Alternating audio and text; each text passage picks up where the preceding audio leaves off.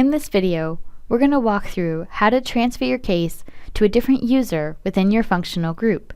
From the case list view, I need to open and review the case to be sure on who I need to transfer this case to. To open and view a case, I can either click on the case number or the subject line of the case. In this example, I'm going to click on the subject line. Once I'm in the case, it will either display in the case feed or the case details.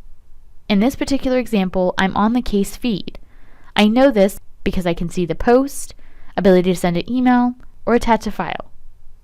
In order to transfer this case, I need to be on the case details.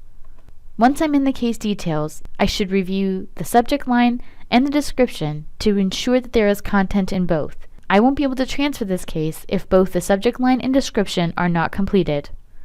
Now that I have confirmed that there is content in both the subject and description, I'm going to click Transfer Case. From here I have two options. I can transfer this case to a user, or I can transfer this case to a department. In this example, I want to transfer this case to a specific person in my functional group. I'm going to choose Transfer Case to a User.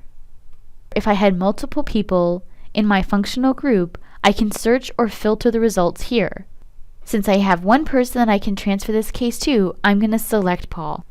The system informs me that I'm about to transfer this case to a user in my functional group. I want to send Paul a note to give him a heads up that this case is heading his way. To do that, I'm going to @mention him. So I'm going to choose my @ symbol, and I'm going to start typing his name. His name will appear, and I can either click Tab on my keyboard, or I can select his name from the drop-down. Now that I see his name in my post, I can begin writing my message. Now that I have a note to Paul, I can share this message so that he receives an email giving him a heads up that I'm about to transfer a case to him. I know that my post was completed because I can see it here under All Updates. I'm now ready to go ahead and transfer my case. I'm going to click the button to transfer this case. I can see that the record owner is Paul, and I can be sure that this case is in his queue, ready and waiting for him to respond to the student. Now I want to get back to the main service console so that I can continue working the cases in my case list. The fastest way to get back to the main service console is to click this drop-down in the upper right corner and choose Close All Primary Tabs.